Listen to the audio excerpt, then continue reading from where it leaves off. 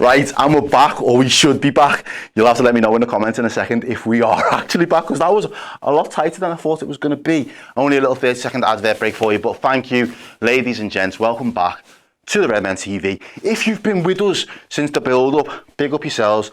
Make sure you're dropping likes on the channel. Make sure you go and subscribe to the channel. Follow us on social media as well. You can even follow me on Twitter. I am active, I am on there.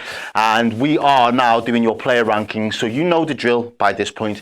We've got the boss lads, you've got the sound lads, and we've got the lads that you're messing our kid. What are you playing at? What was that performance? But Liverpool have just won 2-0 against Brentford at home. Arnie Slot's army have just walked into Anfield and just set out their stall and said, we can't be broken down here and now. So right now we're looking good, we're in good shape, and we're going to rank some of these guys down here, and there'll be a couple of substitutes that we'll touch on as well. But let's start from the back.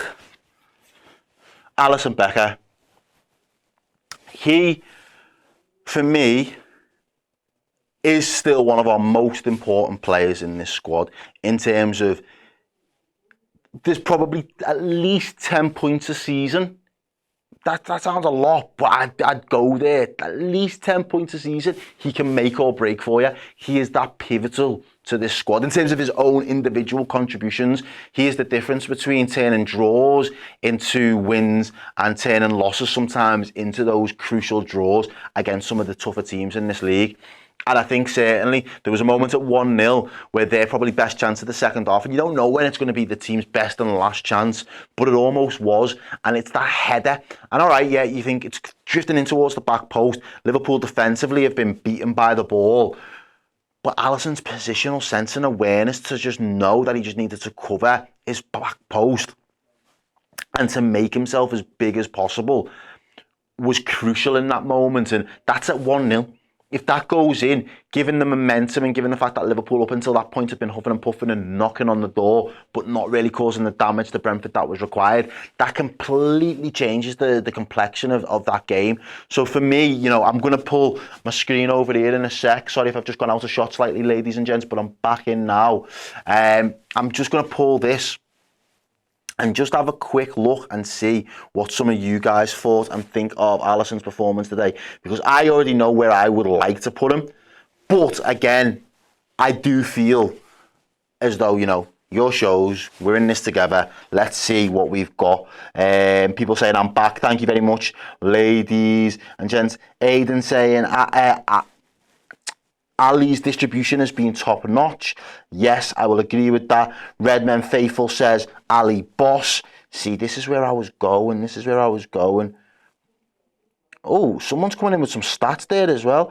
Collins header, XG 0.13. Good save. Vital at the vital moment. Yeah, I mean, if that doesn't get a boss, then I don't know what is. 2 clean sheets on the spin as well for Alisson Becker, ladies and gentlemen. He is certified boss. Right. The man that people have just been mentioning in the chat there, Trent Alexander-Arnold. Some people, again, not entirely shocked because like anything in this world right now, everything seems to be a bit divisive, and absolutely loved Alexander-Arnold and what he did today. Some people are saying, let him go, send him off to Madrid and all the rest of it. I want to know what your guys' thoughts are though. Like, let's be serious. Let's have the conversation. Was Trent boss? Was he sound? Or was he your messing today? What do you guys think of the performance? I'll let this one go over to you guys. I've got Quinton Class saying Trent was boss. I've got Nick T saying Trent was boss. I've got Claire Dean saying Trent was boss and then some.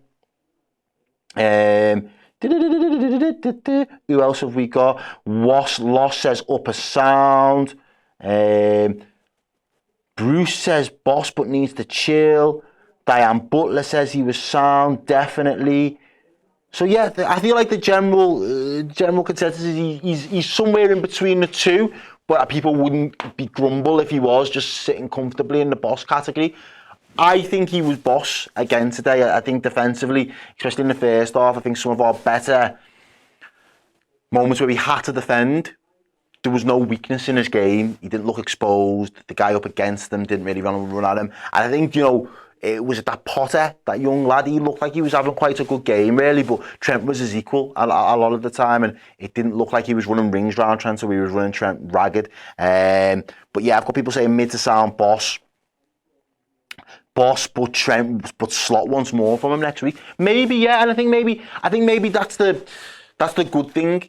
You know, we're only 2 games into a season. You don't really necessarily want to be performing at 9s and 10s at this stage. If you can perform comfortably at a 6 and a 7 and still dispatch teams, I think, as I said in the previous show, you're still reserving something. You've still got more to give. What Liverpool have struggled with in the last 18 months, for me personally, has been the fact that we've had not enough control in the middle of a game to the point where it's been at our detriment and Liverpool have gone behind, which then means you've got to exert more energy to get yourself back into the game, and then you've got to put the foot to the pedal even more again to go on to try and win the game. And sometimes you're chasing the game and sometimes the game gets away from you, and in that, do that over the course of a month and you become absolutely knackered. I think even easy analogy, work smart, not hard.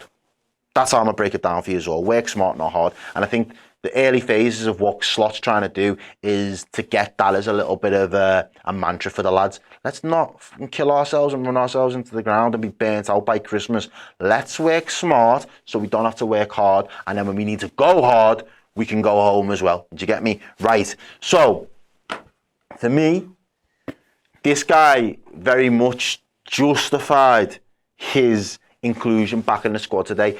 He came on at half-time against Ipswich, made a difference really, and it was a tactical tweak that I don't think many people and even pundits online and in the media really seen coming, to the impact that a defensive substitution at that moment in time could really make for a team. But it galvanised us. It changed our entire outlook in that second half last week. But this week, again today, his performance, he stepped up. It was very strong, very capable. In the tackle, few firefighting moments, almost has a moment where he heads it. Still want to see a little bit more from him now, and this is not necessarily a critique. I think it's more of a feedback for the levels that he can be. We are going to be a lot more possession based. There is going to be a lot more of onus on us being able to have our ball playing centre halves carry the ball, bring the ball out. It might be sometimes you need to make a run through the lines. There was a few times where he got himself into areas, one in particular where he's almost in that Trent Szoboszlai area on the right hand side, the corner of the box, and he didn't know what to do with it. There was another one where he has the opportunity to kind of spray the ball and make the pitch wide again for us. And they're the only reasons where I'm not going to say he was all out boss, because that for me is the room for improvement with someone like Konate. There is the opportunity there to go up a level. Everybody in the chat though is absolutely, even Quinton Class, Konate is a starter boss. Got to start over Quanta. Yeah, no, fair play. Yeah, I've got other people saying he's boss. Ibu boss. Love the Matip run. Yeah. Okay. Yeah, I'm feeling it. Run forward and help the attack. But saying give it a great job defensively. Okay. Well, clean sheets, you know what? When you're keeping clean sheets in the way that we did, Ibu was in the mix. I still want that room for improvement though, because yeah, you can play boss, but you can be better on the ball for me personally. So yeah, Bruce says boss, straight up bully, and that's what I love about him more than anything else. You know, you can't stick it on Ibu. Ibu's gonna stick it on you, and that's what we love to see. Virgil van Dijk, ladies and gentlemen, I thought he was unbelievable today. Like, I'm just going to go straight in and just say he was boss anyway. I thought, had Luis Diaz not got man of the match, he would have been my man of the match. I thought he was absolutely brilliant. There was a few interesting things he did from set pieces that I noticed. Stuck it on the keeper early when we had a couple.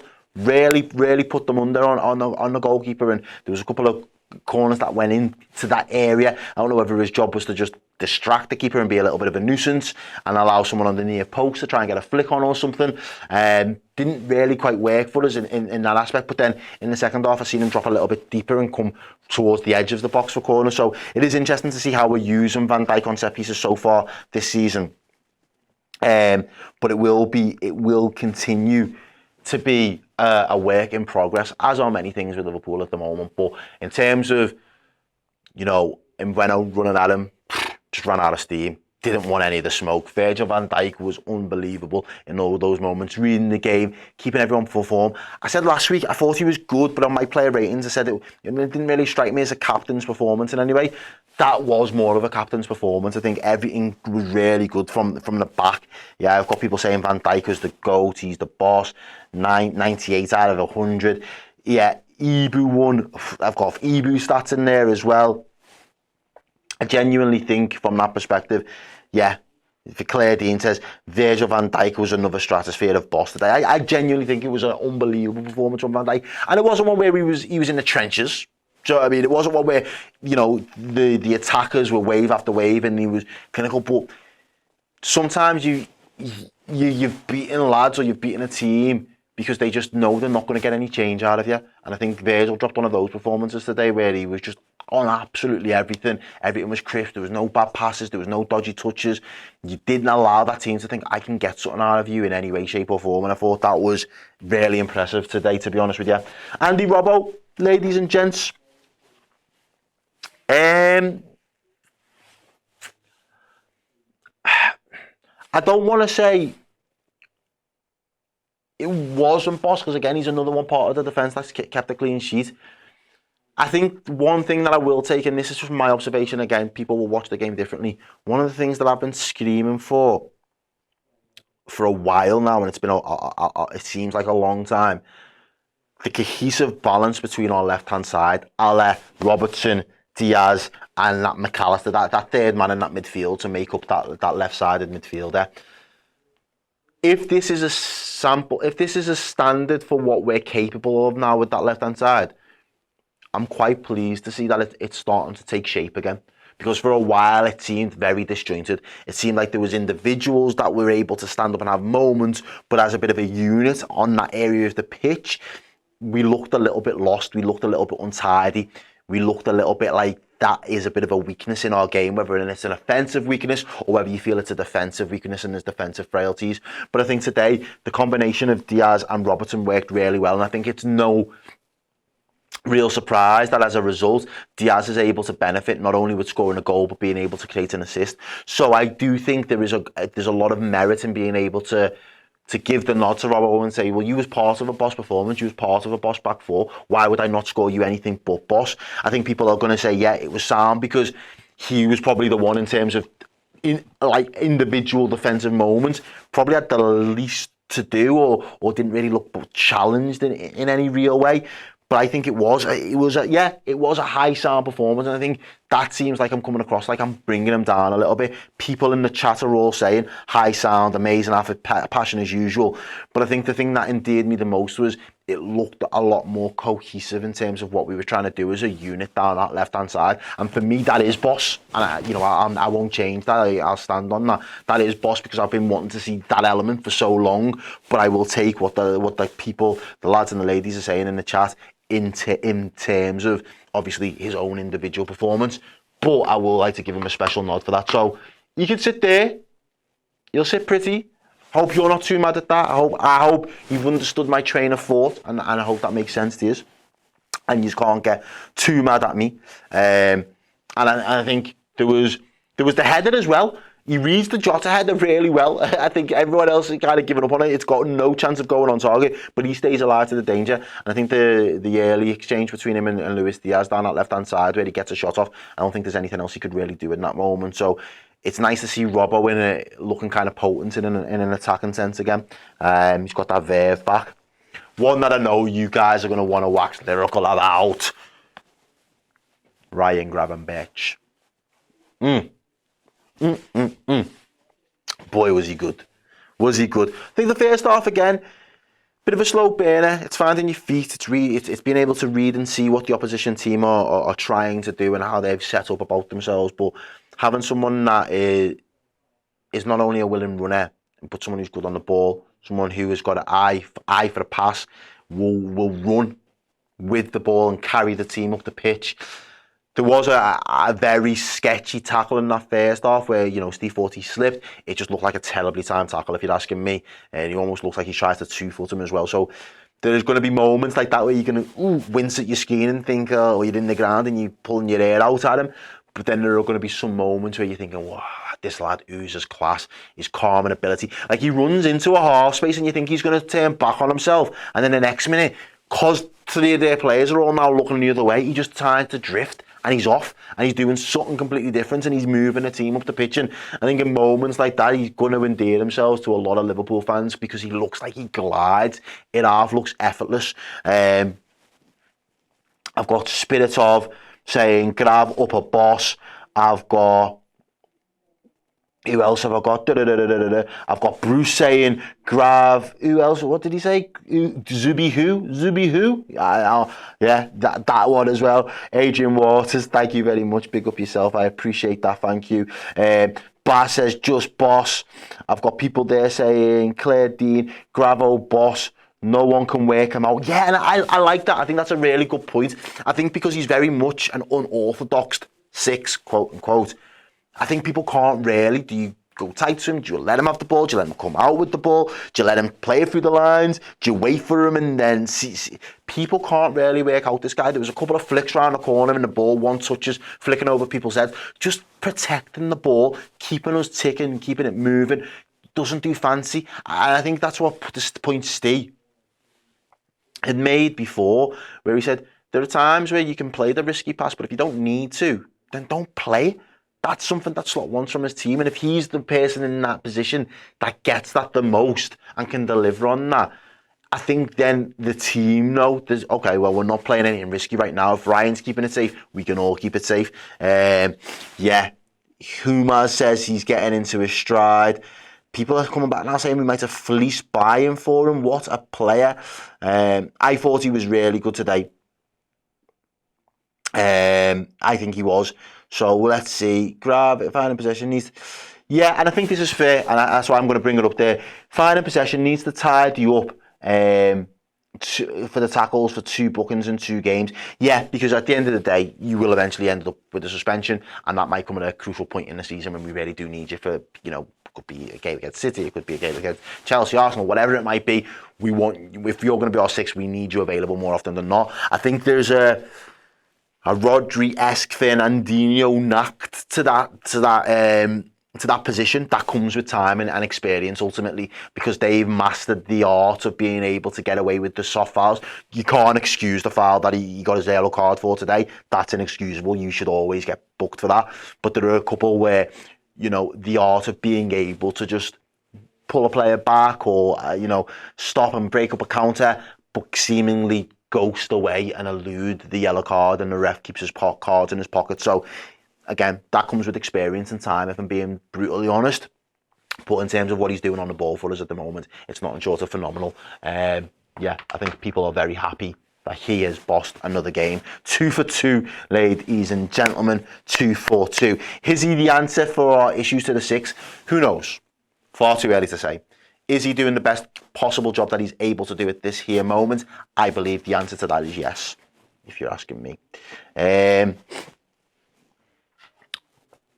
Alexis McAllister, ladies and gents. I thought he was sound. Yeah, I don't know if I could say too much more than that. He doesn't have a horrible shank shot that he did last week at Ipswich. There was some nice moments again. He gets caught on the ball a little bit. I think he's guilty of being a little bit sloppy and a bit careless on the ball in the first half. We definitely look better in midfield in the second half. I do think from a performance, I'm still not 100% convinced that he really stood out for me in any real way. I'm sitting here now thinking about my words carefully, thinking what was a standout moment. What if I looked at the game back, or if I was telling somebody how the game played out, what moment would I say Alexis McAllister was known for in that game? And maybe, you know, we're going to have to start seeing and having an appreciation as we've done in the past with, you know, Gini Wijnaldum on that left hand side. Maybe that still remains the thankless task of this Liverpool midfield. Maybe your job is to just keep us ticking over. Maybe your job is to keep everything looking tidy. You are not going to be the driving force. You are not going to be the one like Szoboszlai who will make those late runs, or you'll pick up on that right in the way that he picks up on that right hand side to play those cutbacks and playing balls through, you might not be asked or required to do those things.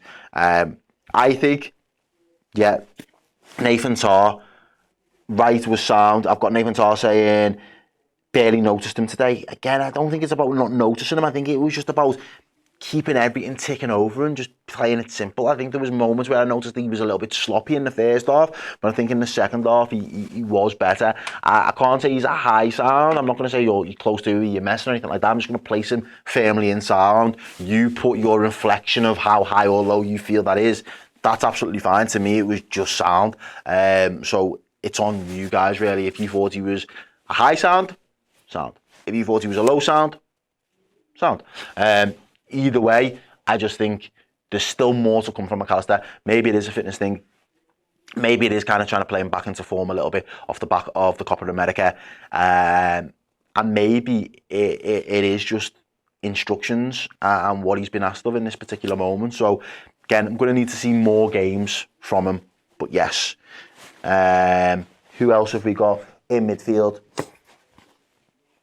Dom Szoboszlai. I thought he looked knackered. Man ends up getting the whole 90 minutes. He's not done a bad job. I think one of the big things, and I probably failed to mention this for McAllister as well, so I kind of link the two into this because you could be speaking about either one of them. The recovery runs. When Liverpool lose the ball high up the pitch, these two lads are absolutely busting a gut at the minute to make sure that they get back and make up those numbers in the defensive lines. And I think maybe I'd have to go back, which I don't do a lot of, if I'm being really honest. Watch games back from last season to see, or moments and extended highlights to see, was they guilty of not doing enough of that running last season? Because Liverpool did look open. Liverpool did end up being, having overloads, 4-on-3s, 5-on-4s, 3v2s, when the counter was going the other way. But we was very quick to shore up our defensive unit today and add that little bit more protection. And I think Szoboszlai did that very well. And I do think that was where I did notice a lot of McAllister's hard work in that Liverpool side today. And I'd say if you're the most furthest forward in then doing that, it means you're doing a lot more running to try and get back and get somebody helping in position. I think he was sound. Again, I think the midfield at the moment's not really set alight in terms of that creative spark. I think there are some moments where they go very direct and they turn on the swagger. But on the whole, I think it's very functional for us at the minute. I don't think we're in our groove where everybody's really feeling themselves and it's free flowing and they've got that rhythm and they've got that level of fluidity. I think we are working with a very functional midfield. Everybody at the moment for the time being knows their role and they are comfortable within that. And there is a range between where sometimes it's a little bit under and then sometimes it's a little bit over, but as a medium and across the board, they are performing to their functioning, optimum, which is fine. If we just go on blitz teams, I'm going to say blitz teams, if we go away and dispatch teams 2-0 from here till now to the end of the season, that's fine. You know what I mean? You don't have to do these swashbuckling 7-0s and 5-1s and all the rest of it.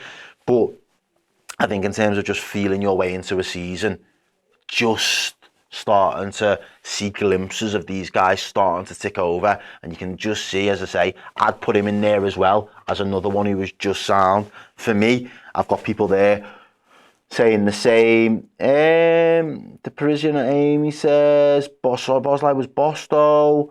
I've got Acid H-Bin saying he was good. Ryan Francis says he connected the dots from midfield, which is fine, really well. The advanced midfielder role works for him. Yeah, I would agree with that. Hefe says he's so much hate for him. No idea why he's one of the hardest working players on the pitch. I don't think. I'm definitely not hating on him at all. Maybe people in the chat are a little bit in between, but he needs to work on his creative play. I think he can. I think it comes with that confidence again and maybe just making sure that you're fully fit and up to speed with everything. But again, I think he was just sound today, Dominic Szoboszlai. I don't think there was any real standout moments. There was good opportunities for him, and I think the standouts were more in his defensive work and his hunger and his desire to make sure that we was defensively disciplined and following out the instructions. And I think that is really important at times, that players don't just think, oh, because I'm an attacking mid, I don't have to do any defending and other people can do my running for me. No, that's not how our team functions. And that's why I said at the minute we are very much a functional midfield three. Out of the front three, who do we go for first? I'll go, you know what, I'm going to go right hand side. Salah does what Salah does, scores a goal to seal off the game, really. His all-round play, a little bit questionable. And we've seen that before from Salah. I don't think he really, like last week, he was the outball. This week, he didn't really look to be the outball. Or, if he was supposed to be the outball, the ball didn't stick with him enough for us to really see us set ourselves on the way. And I think he struggled. There was plenty of poor touches. There was plenty of him being harassed and manhandled by defenders, which just doesn't give him a sniff, especially if the referee doesn't want to help him out and kind of draw a line and put a stop to it. I do think he come alive the longer the game went on. I think he was on the edges of it at times in the first half and early into the second half. I think some of his touches let him down. I think he didn't really run at his defender and really commit anybody, but when he did and it started to go and he started to get up to speed, he's frightening. And when he needs to be clinical, he is ruthless. This man is absolutely ruthless. He does score. I think, Jenny Shaw, I think she's nailed it. I would say he was sound overall, which I think is fair, but next week we need him to be boss. And I think, that's it. And I think, Slot bringing him off is another one where you bring him off, you put Harvey Elliott on, and you're thinking maybe this manager is just thinking about, well, right, next week I need a little bit more out of you. How do I get more out of you? If I take you off now, you've got more rest in your legs. And I think there's that to it. I've got John Oliver saying, why? Salah, is you messing? I think, you know what, there was plenty of things where I did think at the time, bloody hell, Salah, you're messing, like, how have you not brought that under control, or have you not touched that? But then there are other moments where you sit there and you think, like, that was absolutely brilliant, i.e. the goal. There was a couple of passes as well that were incredible. I think, sometimes I just want to see a little bit more directness from him. Attack your man straight away, get them on the back foot, get them pedalling towards the back of their goal. I would say, if you had to say low, high, medium sound, I think he was sound as overall play. Because if you can be on the fringes of a game, not have the best game in terms of being able to bring it in and bring other players into play, and you're touching all the rest of it, but you can still walk away with a goal, and it's a wonderfully executed goal as well. I think there's something in that in terms of the quality of play that you're talking about, and that describes Mo Salah for me today. I would say he was sound. You can do the whole ranking in terms of the levels, but I will take on board the fact that was not Salah's best all-round performance. And if it was based on all-round performance, take away his goal, you probably would be looking at a low sound to where you're messing, like, you're our best player, how are you putting in that type of shift? But then when you factor in the fact that he's still contributing and he's still very much an output merch, he's sound. That is sound for me.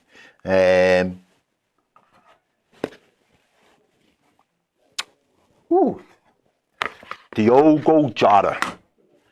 For me, he had a quiet day. Not very much from him from the first half. I think he does well to get us on our way, and he does provide the assist, so big up to him for that, because I think it's a wonderful ball. It's a wonderful run from Diaz. He starts out and then he comes across, he goes the complete opposite way. I think he does in Breno in his movements.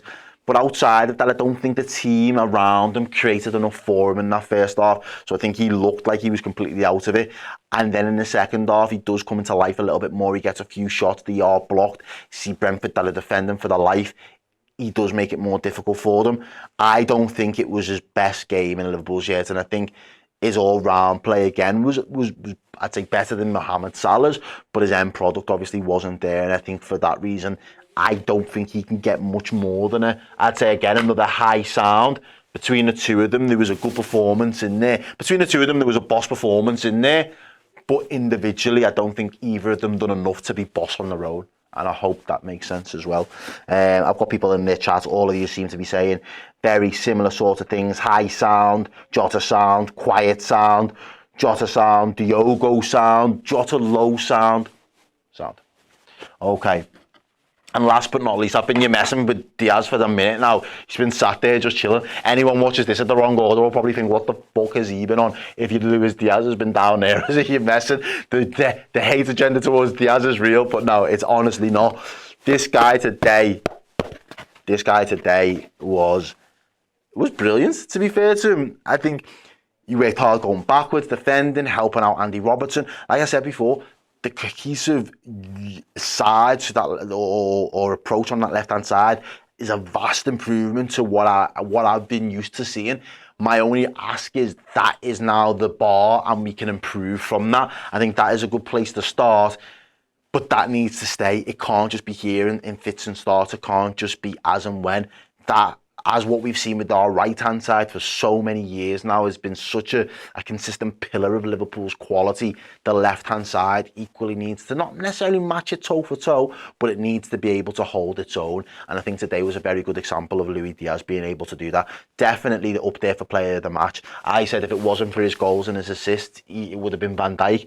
But that output, as well as the tenacity, the desire, the hunger, the hard work, some of the touches, holding on to the ball, carrying the ball out of dangerous areas, and getting us back on the front foot. He was exceptional, and I think that's all I've ever wanted from Luis Diaz, if I'm being brutally honest. And I think today was a very, very well-earned player rankings, well-earned boss man of the match. Is the man of the match thing still down there? It doesn't look like it, but if I had to, I'd be giving it to him all day long. Oh, there is. Woo-hoo. The man of the match is that man right there, Luis Diaz, baby. Lucho ain't going nowhere. Going to be a big season for him. I've got a feeling under Arne Slot, and that's what I said. Out of the front five, there would be none of them that I'd have been sending out of the door this transfer window. I wanted the new manager. I didn't necessarily want a new manager, but now that's what we've been given. I wanted the new manager to work with these lads. Some of them in isolation, some of them as a unit, as a team and as a squad together, to get more out of them, because I don't think any of them have hit the heights that we've expected to see. They've all shown glimpses of world-class moments, but none of them, apart from Salah, have been able to consistently drag that out of them for an entirety of a season. This is going to be a massive season for Luis Diaz. He started the season the best way he possibly could. I hope that personally, everything else in his life is so much better this season. So all he has to focus on is the football and Liverpool Football Club. Yes, people are all showing some love for Luis Diaz in the chat. Quickly, just touching on Bradley, Elliott, Gakpo, Endo, Nunes, because there was a few of them. There's the faces. I like Bradley when he comes on, to be honest with you. I think, again, it was probably loads of high sound. Harvey Elliott, same, tenacious, wants to get on the ball, wants to make things happen, even if it is in the 80-odd minute. He's not phased. Sound.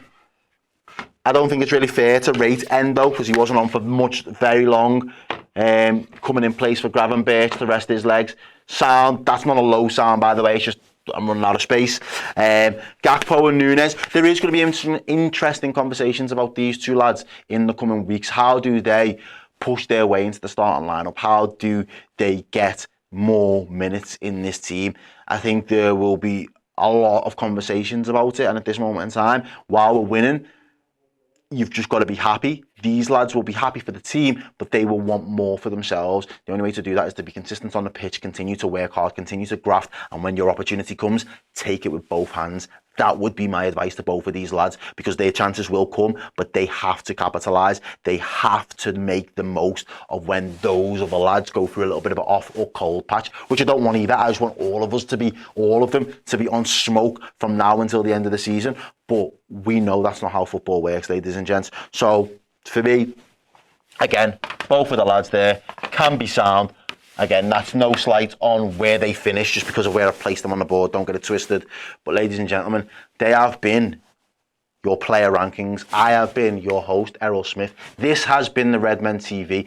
This is the slot revolution, baby. You know what I mean? This is what we're in now. So let me know, am I tripping? Am I way off? Or have we got a load of boss lads that do sound things, that get us clean sheets, get us 3 points, and we move to the next game? Old Trafford, we will be there. We will see you again very soon. Take care.